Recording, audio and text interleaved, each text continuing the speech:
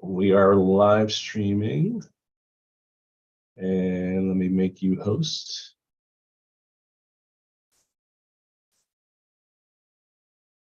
All right, and do we have an echo? Yep, we are on. All right, let me.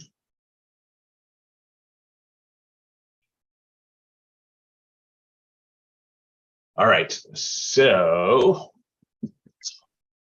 Stan, I think we have an echo. You're hearing an echo from me? Yes. All right, let me turn down my volume for now. Is this any better? It's about the same. It's cool. I think we're fine. All right. So I'll mute myself once I introduce you. So I want to welcome everyone. This is the second time. You're welcome to the Solopreneur House on Clubhouse. This is our second event, and we are simultaneously streaming on both LinkedIn, Facebook, and YouTube. This is our second time doing this. The first time we had no clue. This time we have a tiny clue of what we're doing. I'm excited because we're on a topic that a lot of people in the Solopreneur House chat expressed a lot of interest in. So, and it's just really a lot of solopreneurs have expressed it, kind of one of their biggest challenges. They just get overwhelmed with so many to-dos and how to manage that and how to prioritize that. So I am pleased to introduce Nalini, who is actually going to address this topic. And just a brief intro for those that aren't familiar with Nalini.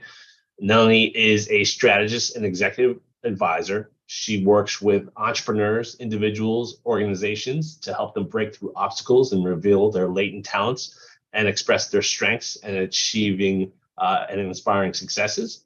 She works with a wide range of organizations, anywhere from government organizations to NGOs, private sector businesses, entrepreneurs, change-making teams, and individual leaders. Her client list ranges anywhere from top-tier global financial institutes to Shark Tank contestants. I've never heard that story, Nalini. You'll have to share it with me one time. So Nalini considers herself a robust generalist, and so she provides guidance and implementation on business strategy, financial strategy, leadership direction, management development, and communication. She's positioned small businesses to multiply their revenue by overhauling their approach to managing their businesses and finances. She has helped create winning pitch decks that have secured millions of dollars in capital in fundraising efforts for entrepreneurial clients. Her business is Illicit Consulting. It's known for empowering clients through a code of strength building, listening, partnership, and thoughtful design of custom solutions. And I know this is really special for her. She also won a Changemaker Award for promoting conscious social dialogue with her Connecting the Dots nonprofit and aspiring to build a better system for humanitarian crisis response through Portal. So with that, I'm going to let Nalini take over. I'm going to mute. And again, we've got questions coming in from Facebook, LinkedIn, and Clubhouse. So Nalini, go ahead, and the floor is yours. Thank you so much, Stan. Appreciate the intro. Stan, if you could give me screen share, that would be great.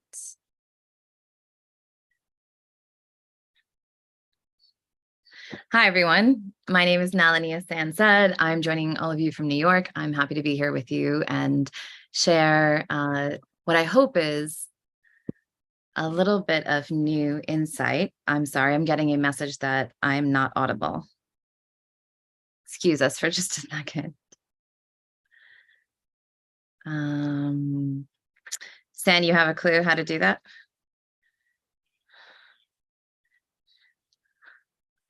I'm on audio on both.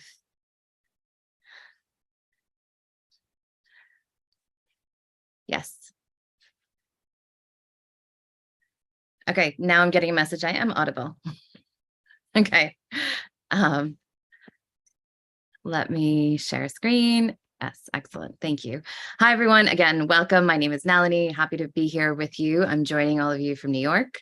I'd love to hear where all of you are joining us from today. Stan is a dear friend, someone I respect incredibly as well, and I'm really happy to be here as a guest in his club on Clubhouse, or his house on Clubhouse, excuse me. And I'm now going to try to share my screen. And here we go.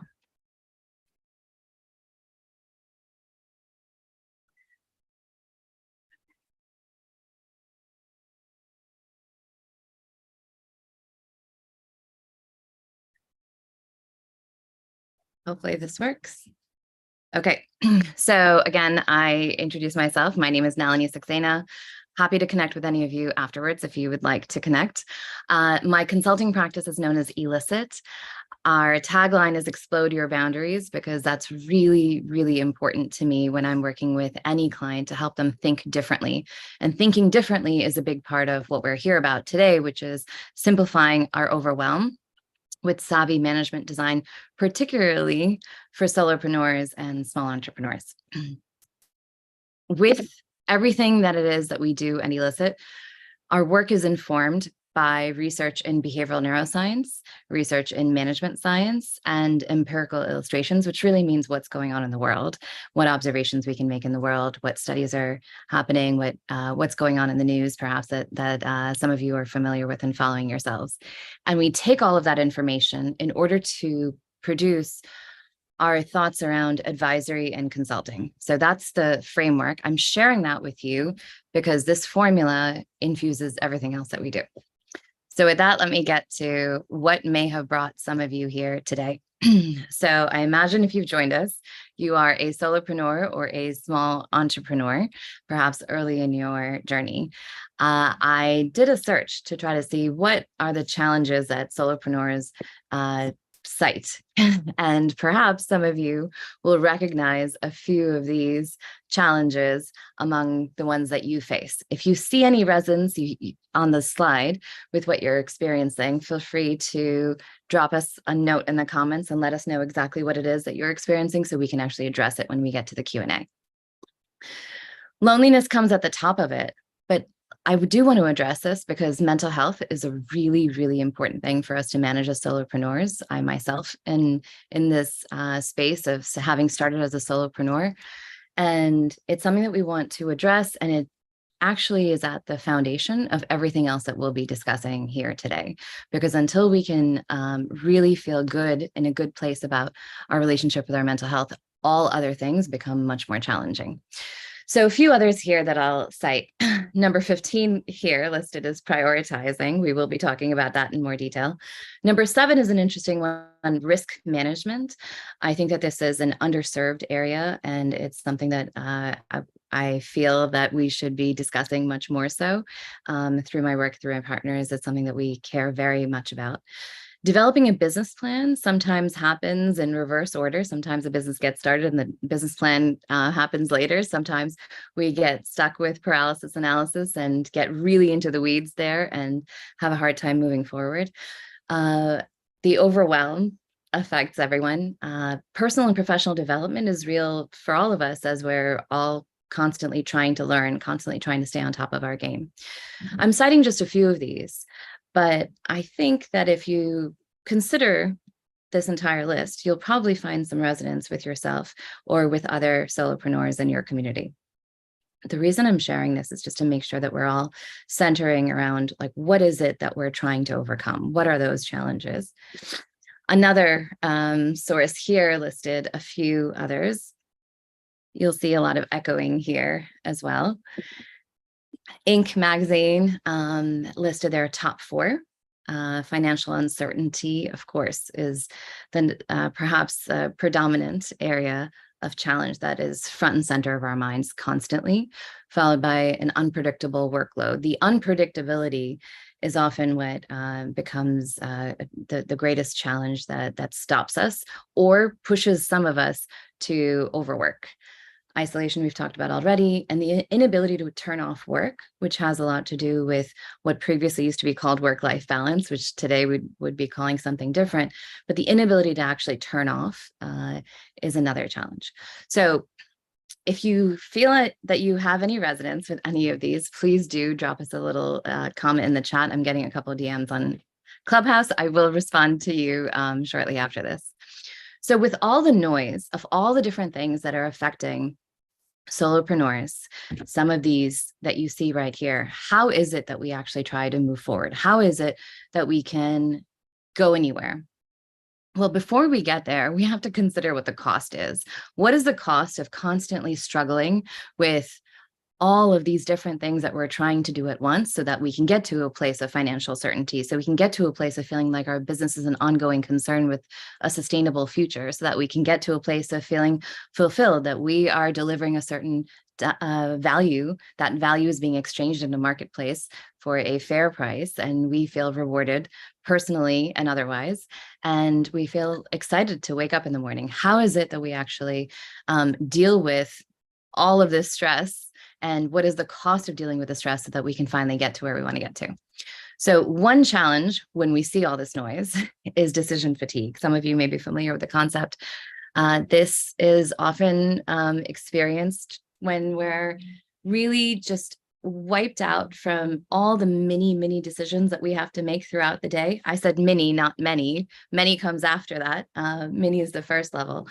So one thing that you'll see many fantastic solopreneurs, entrepreneurs, even executives doing is to reduce the number of decisions that they have to make daily, especially decisions about routines and habits. Morning routines are a popular area of discussion in this space. And by reducing the number of decisions that they're making, they can actually allow themselves some freedom from reacting aggressively, from being stuck in analysis, from becoming reckless and making poor decisions, from just staying within a comfort zone and not daring to innovate, or being overwhelmed by too many options. Those are the symptoms of decision fatigue. And that's something that can happen when we're facing all of this overwhelm. Another thing that can happen when we are facing the overwhelm is that we can get into a place of feeling like we are experiencing imposter syndrome. So to be clear, this is not an actual syndrome. This is a colloquial depiction of the experience of feeling like we're not quite what we think we are. We're not showing up exactly in the way that we think we should be, and that there's something that is disconnected between what our value is and what the perception is, what the expectation is, and what we're delivering. Somewhere along that spectrum, there is some disconnect. And so when we do experience decision fatigue and imposter syndrome, there's a tremendous overwhelm. That overwhelm costs us everything from our peace of mind, our sense of self, and our ability to do business. That overwhelm is real. And sometimes it's possible to think that it's actually here to stay. And we think that it's really here. It's like this big monster that we can't get rid of. I'll tip my hat here to my friend Ed for this Instagram post here about I only believe in fun conspiracy theories. So I will posit that it is a conspiracy theory that the overwhelm is real, it's here to stay, and nothing can be done about it. That is what I'm positing is a conspiracy theory, and I'm here to try to start a dialogue with all of you about what it is that we could do about it. Okay, so one important thing to consider is that when we all are striving towards outcomes, what unites all of us is that we are ambitious, we have a dream, we have something that we're trying to achieve. There are some results that we're trying to get at. There are three fundamental factors that determine outcomes. There's the doing of the work, doing something, taking action, actually participating in some kind of movement. Before we even get there, there's a lot of deciding that takes place. So there's a lot of decisions, decision-making, decision analysis, sometimes decisions that are made without analysis, that are made in a subconscious sort of rote kind of pattern of being and existing. So we want to take a look at deciding as well. And we have to face the reality that there's chance as well. And especially with the unpredictable nature of entrepreneurship and new things coming at us all the time, there certainly is an element of chance. There's also chance just by default. So it's not just the doing of things that gets us to results. There's a lot that goes into deciding what we're going to do and what we're not going to do, when we're going to do something, how we're going to do something. That all goes into deciding. And then there's an element of chance as well. So what I think is unfortunate is that sometimes we place so much emphasis on doing and the arrow that connects doing to results, and deciding and chance fade or don't even exist in our consciousness. And so what I'd like to encourage everyone here to consider is the importance of deciding, and the importance of really being thoughtful and having a savvy management design, to the decision-making process, to the doing process, and also to create a certain scaffolding to capture the chance elements, good or bad, that come at us when they do. I want to give credit here to one of my texts from the decision-making class I teach. It's called Winning Decisions by Russo and Shoemaker. So as we discussed right at the beginning, that how we think about things, our mindset, our attitude that is actually going to inevitably affect results. So if you scan this, I'll give you a second to scan. As you scan this, you'll see that it's not just our talent and abilities, which as solopreneurs, as entrepreneurs, we're usually really convicted in. We really believe that we have a great value, a great something to offer, where we've made a better mousetrap. We've figured out a solution to something. It's not just reliant on our talent and abilities, what our results will be. Our attitude plays a tremendous role, and it inevitably influences our results. So I'm going to encourage everyone to really pause and ask yourself, when you are feeling overwhelmed, where is my attitude at? Like, where is it? Is it rotten? Is it bad? Is it average? Or is it good? If it's great, extra bonus points for you. But I would encourage a periodic check on where your attitude is. Something else that I will request as we continue into some of the meat of our workshop. If you take a look at this two diagrams inside one here, there's a black circle in the center in both of them. At quick glance, I think most of you, I wish that this were interactive so I could ask you questions, but at quick glance, it might seem like the black circle on the right side is smaller than the one on the left. In fact, it is not. These are two circles that are exactly the same size. It's just our eyes playing tricks on us. This is taken from Professor Dan Ariely, who was a professor at Duke Business School when I was a student there. Let me give you another perspective to try on. What we think is potentially a wicked problem over here on the right, what we think might be really wicked, overwhelming problems that we have to solve, might possibly actually be tame problems if we slow down, if we zoom out, if we consider the big picture, and we use certain frameworks to really think about how we can best get to the results or best get to the solution that we're striving for. And credit here to the SI Network, Systems Innovation Network. So, of course, there are many that write about cures to solopreneur challenges. So one, of course, is planning and thinking ahead, making sure that we take care of our self-care. We mentioned mental health and morning routines, but there's a lot of other elements to self-care. Delegating and outsourcing your tasks. And here, major credit to San, our host for this club, who gave a fantastic webinar 2 weeks ago on this topic. And I'm sure he can link that in the comments if any of you are interested in that. And also please reach out to him if you want to learn about automation as well. Taking time off, giving ourselves a buffer.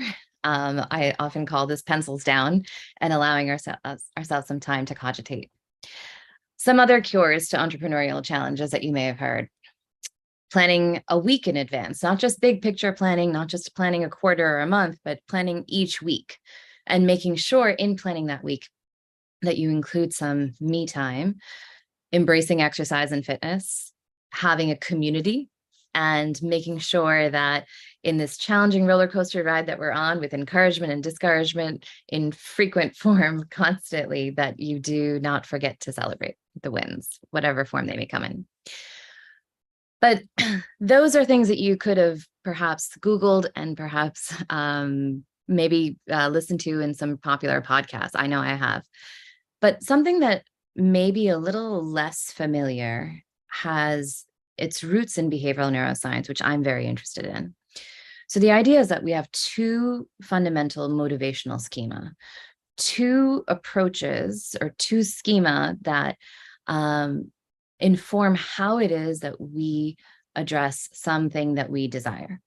In some cases, we are trying to achieve something. We are trying to approach a particular goal. This could be having a revenue target. This could be opening up a new storefront or getting your product sold in a new number of stores at a new retailer. This could be getting a certain amount of social media visibility and engagement. It's achievement. It's trying to get to something. That's why we have words like accelerate, promote, approach, being proactive. That's one set of schema that have to do with achieving a particular target, achieving certain goals. We do have other goals that actually are based on avoidance and protection. We don't want to lose any social media followers. We don't want to lose our market share. We don't want to have any damage done to our reputation. There are things that we need to protect. There are places where we need to hit the brakes, where we need to be potentially reactive or responsive, and outcomes that we want to prevent. And it's really important to remind ourselves that we're not just about achieving. There are certain things that we want to slow down and avoid or prevent against. And once we bifurcate what our motivations are and get a bit self-reflective, we can be a bit kinder to ourselves when it comes time to dealing with the overwhelm, because not everything is about getting something done. A lot of our goals, a lot of our successes have to do with protection and being successful in protecting against certain outcomes. I can speak about this topic at tremendous detail. That'll be potentially another event.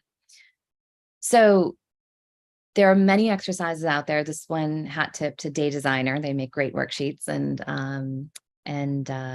manuals as well. Many exercises out there that ask you to identify what your values are. And if I asked you right now, what are your top 5 values, and gave you a few seconds to think about them, you might start listing out a few. You might consider doing your best work. You might put down health and fitness, or your family, or your community or religious organization, just as some examples. Now, after you've listed those out, if you ask yourself, okay, what am I doing in support of these values? What are my actions that are in support of these values? We all might see a kind of jarring, disconnect. And Simon Sinek, pictured here, has a fantastic talk. I encourage you to look it up, called Values Are Verbs. And values really are verbs. So what I will encourage you to do by way of self-reflection exercise is to think first about what are those values that are underlying who you are and underlying the management design that you want to have for your business. And then ask yourself, what am I doing that is in alignment with these values? Am I skipping over some of them? Am I actually doing things that are only supporting 1 or 2 of my values, and are the others not getting done, not having a verb attached to them, meaning that there's no activities or no attention, no time, no energy, no resources being invested in them? So this is a really important self-reflection when we're starting to prepare ourselves to do savvy management design. So here's another point of self-awareness. So using my same kind of example. So what are your values? What do you think you care about? What is really important to your business? What do you feel you really, really cherish? And then taking a look at that against how you actually spend your time. On the left here is a great time management worksheet created by Laura Vanderkam. If you go to her website, you can actually get a Google Sheet version of it and use it and track your own time. On the right side is an example from Lifehack and a process that they've recommended here. I suggest both of these. or any other similar tool to actually take a look at how it is that you're spending your time.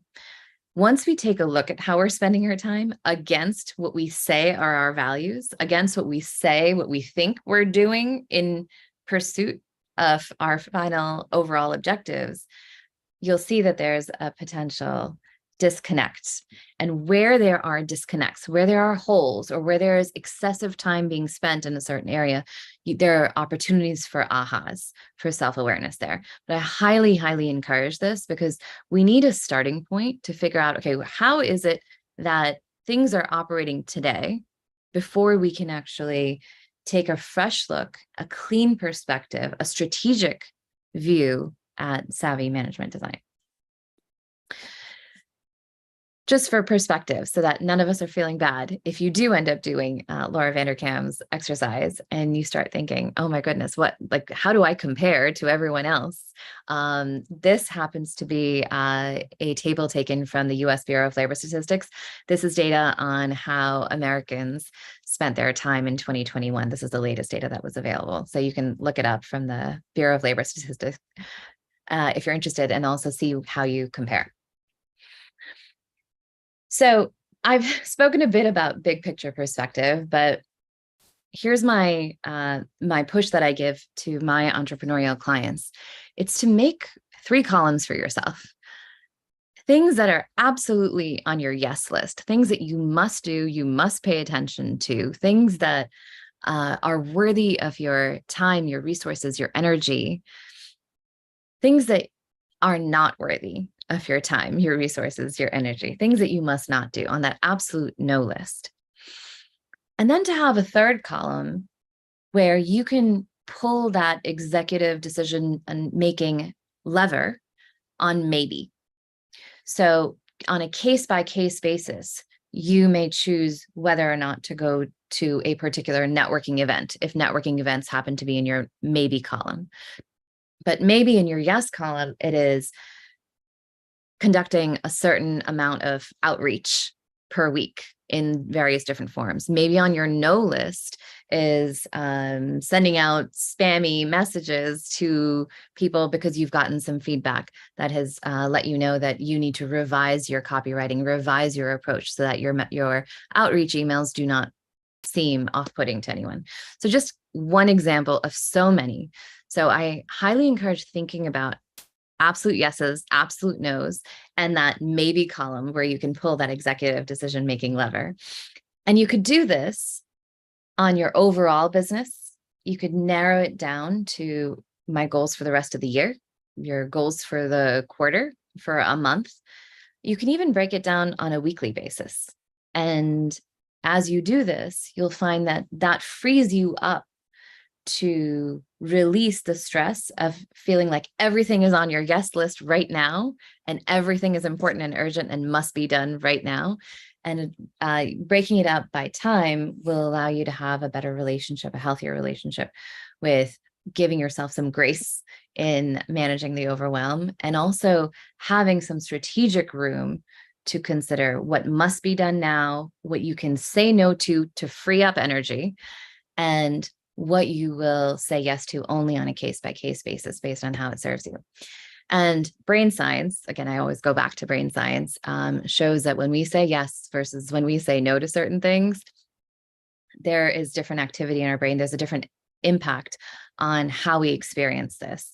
And while I'm a great fan of this book, The Year of Yes by Shonda Rhimes, and there are times where I will encourage people around me in my personal life, in my business life, my clients, to embrace the yes, there's also a tremendous, tremendous power in saying no. So here's an exercise, here's a tool you can use: absolute yes, absolute no, and maybe, by way of a list for yourself. Another thing to consider is that we speak so much about time management, but time is not really everything. As Adam Grant, who's the author of Think Different, and has many, many great resources online and books that he's written, he says that your scarcest resource is not your time, it's your attention. And what you pay attention to matters. there's also the saying by Michael Beckwith, energy flows where attention goes. And so my encouragement to all solopreneurs is to consider, where is my attention going? So we've just now talked about, where is my time going to go? Where should my other resources go, my energy go? But also taking a look at where your attention is and making sure that you have the reins on where your attention is, and that you also have the reins on your attitude with respect to your attention. Some of you may be familiar with what is known as Parkinson's law. This is perhaps the first law of any kind of self-regulation, management design that I can remember learning. I learned about it from my father, who said that the amount of work expands to fill the time available for its completion. So psychologically speaking, if you tell yourself that, okay, I have a whole week to complete this 2-hour task, what ends up happening in our experience is that the task increases in complexity. It becomes even more challenging, more daunting, and it ends up filling that week. This is not actually happening, but that's what our experience is, and our experience matters. So it doesn't have to actually be really happening. But if our stress level and our tension about it are increasing, that in itself is costing us a lot. So what Parkinson's law teaches us is to have a really great relationship and refine that relationship, continue to refine the relationship between what it is that we're trying to get done, the amount of time that we expect that it will take to get done, and managing ourselves by giving ourselves sometimes artificial, self-imposed time limits, and respecting those time limits as maximum time that you're willing to give a particular task. So if you have a deadline for tomorrow that you have to send a proposal out, the client's expecting it by noon, but you tell yourself that you really want to get it done today at 5. Today at 5 is when it's due. You know the reality that it doesn't have to get to the client by tomorrow at noon, because that's what the client's explicit understanding is.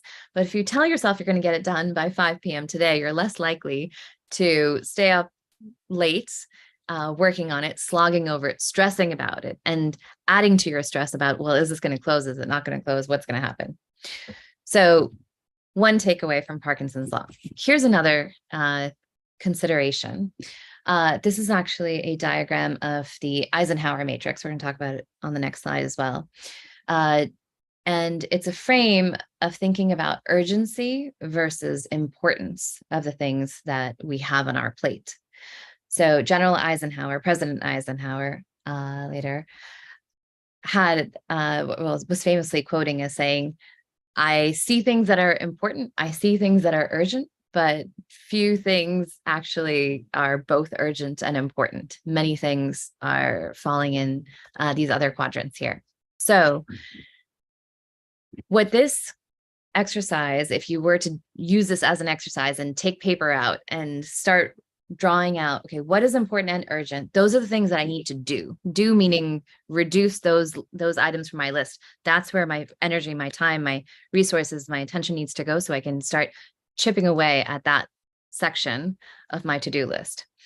Versus those items that are important but not urgent. Those are items that we can schedule to do later, to do over time.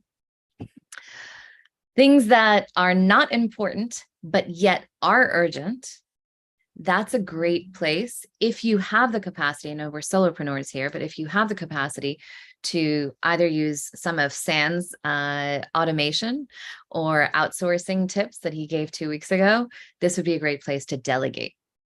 And quadrant 4 is where we want to let go of commitments, let go and declutter by just crossing things off and allowing ourselves grace to say, we're going to eliminate these tasks. They're neither important nor urgent.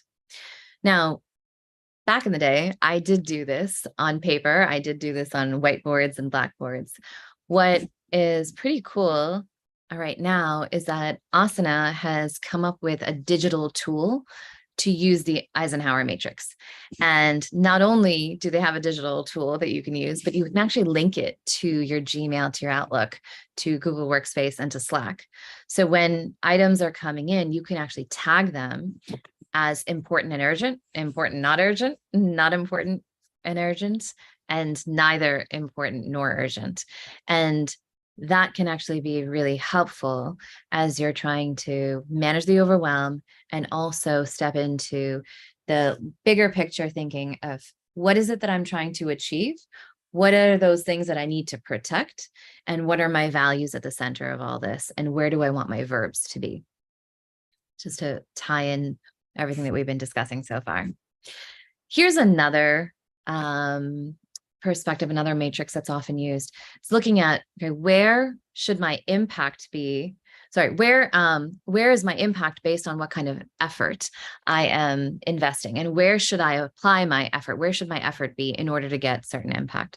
So this is a really common matrix. I'm not going to discuss it in tremendous detail, but I'm just sharing with you different ways of thinking. Just like when you're thinking about positioning your product or your service in the marketplace, you would draw a matrix for a competitive landscape analysis, and you would cut it one way, cut it another way, switch your axes again, over and over again, to really make sure that your product positioning, your value proposition is as astute, as appropriate, as optimally oriented as possible. In the same manner, I'm encouraging you to think about how it is that you manage your time, your attention, your resources to create that savvy design. So I share this only because this is my perspective. You're hearing my opinions and some of my biases here too. So I feel that it's really, really important to focus on building on our strengths rather than beating ourselves up for what it is that we don't know or we're not so good at. So taking our strengths and actually moving them forward. And listening is not just important when we're listening to our clients, but it's also listening as in self-reflection and awareness, which I discussed with you before. And having grace with ourselves, having some partnership and having grace with ourselves and recognizing what those motivational schema are and using some of the science, some of the research that we shared here. So this is a very short workshop.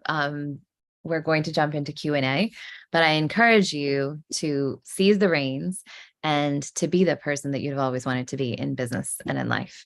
So my final prompts to you for savvy design have to do with self-awareness, considering your energy. Remember, energy flows where attention goes. Inventorying, how is it that you are actually spending all of those resources? And zeroing in on your values, your motivations, and checking yourself to make sure that you have the alignment that you need in order to achieve your objectives. And with that, I'm going to close my screen share, turn it over to my friend San, and see if we have any audience engagement or questions. Thank you, Nalini. That was extremely helpful, so I appreciate that. I actually had some questions that came up as you were talking. So one of them was, I think it was, I can't remember which matrix, but the one that was related to urgency and important and not important. Can you give an example of something, kind of something that you see often where that's an urgent task but not important? That one threw me off because it seemed like urgency and importance kind of are related, and I think your point was that they're not, or well, that they're not the exact same thing. But I couldn't think of any examples of something that was urgent but not important. Yeah, so I'll give you an example, real life example, something that just happened right before we were getting on. I live in an apartment that I rent, and the annual apartment inspection was to take place today. And I had a window that I had been given between 9 and 12 that everyone would show up, and they happened to show up like 7 minutes before we were going live. So it is urgent. It has to get done in order for my lease to get renewed. However, it's not important in the grand scheme of my business and running my business. It's just one of those things that has to get done. It's time sensitive. It is necessary that it happen. It may not really require tons of my time or attention. I just sort of have to let people in and move around, which I couldn't do while we're having this live chat. One example. Oh. So yes, hold on one second. Is this Abdul? Right. Is this a question from Clubhouse? Abdullah. Yeah, it's a Clubhouse question. Yep. Okay. So other question I had for you, and also, we've got people on LinkedIn and Facebook and YouTube, so feel free to chat in any questions you have, and I'll translate it for you if you'd like. But I guess my question for you is, what do you see? I mean, I know you work with a lot of entrepreneurs, potentially solopreneurs. What do you see as the biggest obstacle that the entrepreneurs that you work with, um, where they have the biggest obstacles, and they're unable to kind of prioritize their to-dos? What do you see as kind of the most common thing that creates an obstacle for those entrepreneurs? So I want to say this gently because I love the entrepreneurial creativity and the impulse to want to make things better. I think something that we can all fall prey to is if we are so convicted that our solution, our product, service, whatever that solution is so unique that it really should make all the waves that we want it to make by itself. It is just so unique. It is so special.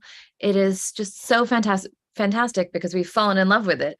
And we are so convicted that this is the best thing. I said earlier, the next best mousetrap, that we feel that in and of itself, it should find its way to a certain audience, a certain market, certain financial gains, certain KPIs, key performance indicators that we would expect it to achieve. And we don't quite see that there needs to be a strategic path designed to get from that great idea to the end results. So we rely too much on our love for thinking our solution is so great and getting overwhelmed by, why are we not seeing the results that we want? Why are we having all the stress? Why are we having all this muck going on? And why are we not seeing a clean path? It's because we haven't crafted a clean path. So kind of the build it and they will come phenomenon, where it's just, a little bit of that, where not having kind of the action plan to go with the goal, which I'm obviously a big proponent of. Yes, a little bit of that. We think that we've made something that's just so beautiful and so wonderful, so unique, that it's just, why is it not working out? And that overwhelm can be really challenging, and we can beat ourselves up over it. Oh, it's a shame, because Terrell was just on stage and he just left. I was actually going to ask him to see how he was doing and if he had any questions. Okay. So let me just check to see how we're doing here with the other channels here. What is the area that you yourself have had to work on the most, as far as, kind of keeping yourself from getting overwhelmed? Having the distinction between, this is an area that I have agency over, and this is something I don't have agency over. Like, having that clarity of perspective is really, really important. It's been very valuable to me. There are things that happen outside over here, and then there are things that are happening inside here that I can actually take care of and within my own orbit.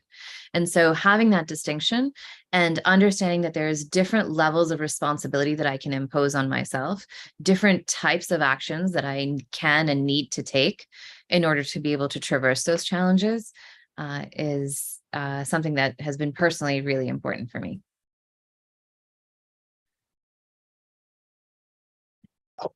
Sorry, I have to unmute multiple things. So we do have a couple people in the room. We are talking about simplifying your overwhelming to-dos for solopreneurs. So feel free, if you're on stage or not on stage, feel free to unmute yourself and ask a question. I'm looking at the Facebook and LinkedIn stream, and I think we're a little bit of a lag. So perhaps they might not be. They might not know we're asking questions right now. Yeah, exactly. Just trying to think. Well, we have Kevin in the room. The thing was actually very interesting. Is that something that's brand new that you've been using? I hadn't seen that before. Yeah, it's fairly new. It's if you go to asana.com/resources, they have a bunch of cool tools. And I think you would really like it, San, because you're such a proponent of integrating different tools and technologies and looking for those efficiencies. And do you use Slack with your team at TriFace or at OnTrack? So we use Slack. We also use WhatsApp in certain cases, depending on the team that I'm working with. But Slack stuff, yeah, we definitely use Slack for a bunch of stuff. So maybe you'd find it most useful, perhaps with Google Workspace or Gmail, and you Okay. can tag things as they come in an email. You can tag them. There's like little buttons. You can tag them as important, urgent, very important, very urgent. So when you do that, does it then automatically populate in a Asana board as well? Is that what Yes. happens? Yeah. Well, you have to do a little bit of work to craft that board, but yes, Sure, sure. just the fundamental base. And then what's cool about it is you can do it on a long-term basis. Same thing as I said for the yes, no, maybe. You can do it on a full year basis, a half year, a quarter. You could go to the month, and then you can look at it on the weekly basis. And it's a really good idea to keep it fresh and to keep your perspective fresh, because there are things that change. I mean, you and I have talked about doing some projects together, and I think we've stayed on track in terms of what our timeline is. But there are things that happen, that chance box that I identified in an early slide, that changes your timeline, and you want to be able to move things, that it's not going to be a Q2 project, it'll be a Q3 project. And you can slide things around, and it's nice not to have to redraw it from scratch. It's nice to have it digitally done for you. Got it. Mhm. So I'm still learning how to use these tools, but I do see a question here from Anton off of LinkedIn. Okay. And he says, what advice would you have for a procrastinator? Which probably means everyone. Anton, what are you trying to tell me about yourself? I know Anton. That's a good question. So, what advice do I have for a procrastinator? Well, one is to ask yourself that this is where I would really start. Again, I go to the behavioral neuroscience piece of this is, how does procrastination serve you? What is it doing for you? What is it? How is it that it is serving you? And to get really honest with yourself, once you can identify what it's doing for you, then we can actually go back to that slide with the motivational schema and ask yourself, is it protecting me from engaging in a competitive arena? Is it protecting me from feeling disappointed in myself? Is it like, it has to be serving you in some way. So how is it serving you? And is it serving you in a way that is gratifying in the short term, or that is gratifying in the long term? So as with many of my answer begins by self-reflection and going inward and trying to figure out what's happening there. But then once you do that, the second piece is to figure out, okay, well, what is the cost of the procrastination? Where is it showing up? And what is it costing me? Like, what is it robbing me of by not actually doing the things that it could be doing and perhaps should be doing, if that's what you're telling yourself? And then what would a small incremental movement do for myself? What would a 1% change actually do for me? Where would it take me? And once you start to see that, and you can see these three phases lining up towards hopefully reviving your motivation to try on doing a couple of things, take on a few tasks, a few activities that could help you. You ask yourself, okay, well, what is that vision? What does it make possible? What would changing a couple of habits, a couple of patterns, a couple of conditions do? What possibilities could it open up for myself? And hopefully what you do is you see a light there that inspires you to actually align your actions towards that longer term or bigger picture gratifying goal. Awesome. So I'm on. This is hard to manage. So I'm not gonna lie. Bien, I welcome to the stage. Did you have a question for Nalini? Hello, Bien from Toronto. Hi guys. Sorry. Hey.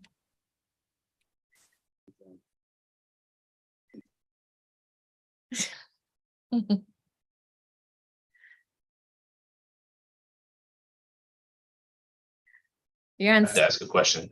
You gotta ask a question, Bien. We're in the Q&A.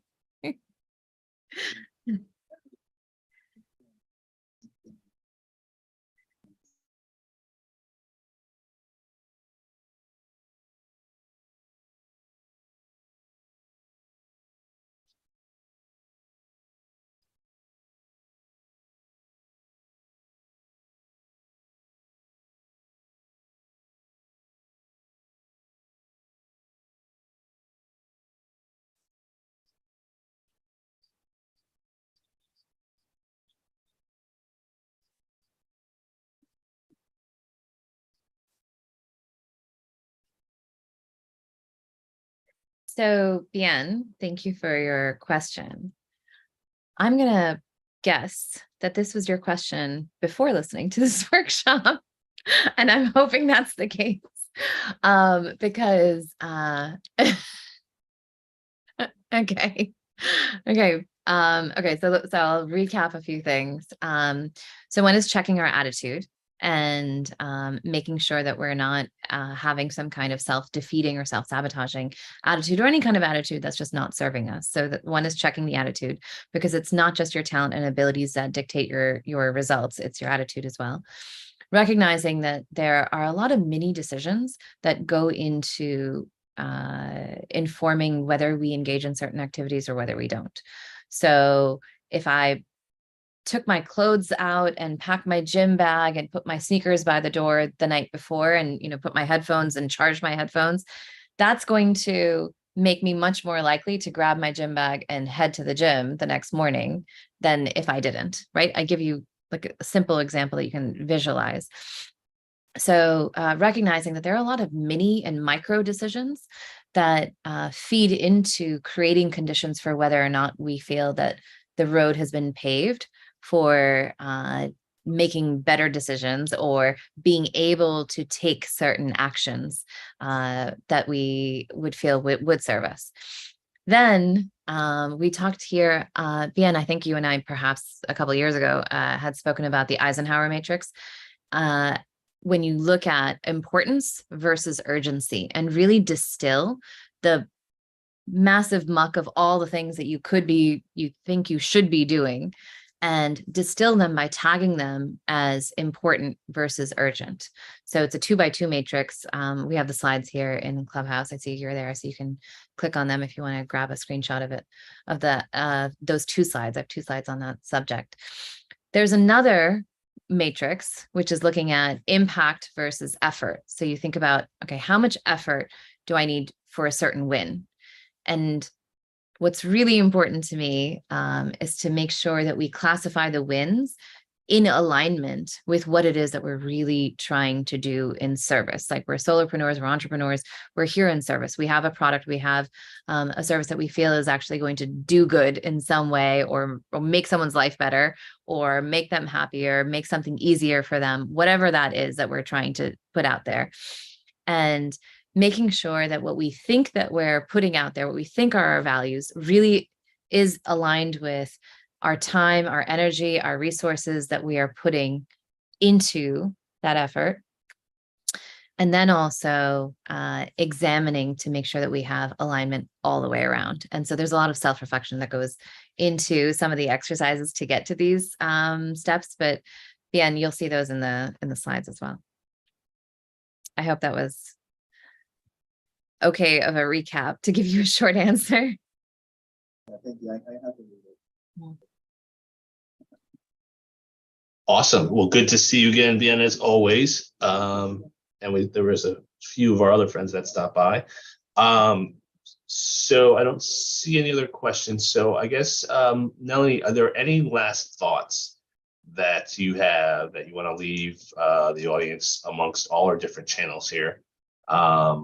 With, what's that one piece that they can just start with? Because I think it's always just about starting, right? I think it's, you give a lot of stuff, so maybe people are overwhelmed with all the different things they could do. Right? So what's the most impactful thing that you think a lot of people could do? And everyone's going to be a little bit different, but what have you seen kind of be, if they could focus on one thing to make the highest impact on kind of clearing up the fog, what have you seen kind of have the biggest impact? That's a really good question. One of my favorite magnets on my refrigerator is "The unexamined life is not worth living." And I feel like it's so critical to have that self-examination, so critical to understand what our starting point is, because, I could imagine that, it's really important for me to be closing new business.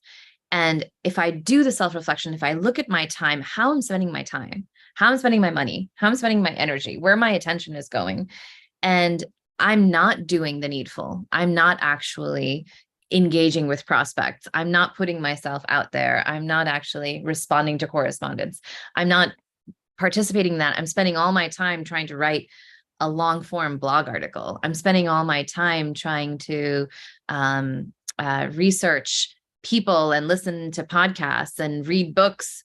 None of that is bad, right? But it's just not in alignment. So I would say to start with examining, how is it that all of your energy, all of your time, your attention, your resources are being spent? And are they indeed in alignment with what it is that you value? So it was something you said just kind of triggered something for me where, there's a saying, it's very corporate, but normally I'm anti-corporate, but this is one I actually do appreciate is, there was a manager that used to say, what gets measured gets managed, right? And I do think in this case, kind of that initial exercise that you pointed out of tracking how are you spending your time right now? Because there's another saying that I think is very, true amongst a bunch of things that I always do is what you feel is not real, right? And so I think that's always kind of a aha moment for a lot of people where if they actually took the time to measure how they're actually spending their time now, I think a lot of people would be shocked of the same thing with the money, like how they spend their money and how they spend their time. A lot of people just don't realize where that's going. So I think kind of that starting point that you mentioned, I think is really important. Yeah, I'll just underscore this. One of my really powerful professional lessons came 16 years ago when I was working for the CSO and CEO of a very large healthcare service provider. And I really admired how the CEO had a huge whiteboard. He wrote out his values and he tracked his time to make sure that the two were in alignment. So later, years later, when I watched Simon Sinek's video about values are verbs, I was like, that's exactly what I learned back then. And that's how I've been tracking my time. I have a spreadsheet that I open every single morning and I track in 15-minute intervals how exactly my time is being spent. And it's color coded. It's all kinds of nuts because I love Excel and I like to manage these things and I like to be self-reflective, but it helps me understand, okay, am I really being truthful about what I say that I want to do, what I say I care about? And why is it important to be truthful? I mean, that may be my value, but why is that so important? Because we're on a path that's tough as solopreneurs, as entrepreneurs. We have, you eat what you kill. I hate that expression, but that is the expression of this space, right? You have to constantly be trying to achieve something or get something or build something, or else you won't be able to feed yourself, right? So I think it's super, super important to start with that self-examination. And I love that you shared that, San, because that is a corporate takeaway from my experience of working for that CEO. Awesome. I have to unmute multiple things here. So with that, we're at our hour. Thank you so much, Nalini, as always. And we'll be doing some more rooms in the future. So, if you haven't already, please join the Solopreneur House, not club, but house. There's no link, but just search it in the area. And we're trying to do regular content. We're actually collaborating with Joe Rando who started the Solopreneur community on Facebook. And so he's going to be doing some content as well. So we're really trying to bring a lot of quality content to Clubhouse, as well as some of the other channels that we're on as well. And with that, I want to wish everyone a great weekend, and hopefully we'll get some good weather this weekend. Yep. Thank you all. Feel free to reach out if you have any questions or you want to chat. Thank you. And thank you to San. Have a great weekend. Awesome.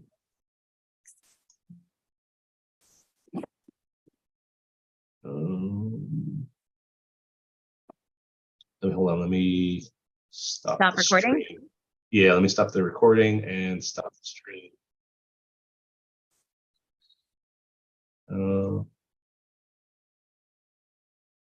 I don't think I can stop the stream. Hold on. I should get out of the podcast room. Hi, Jess. If you have a question, feel free to jump up. Otherwise, we're going to close out this Clubhouse room.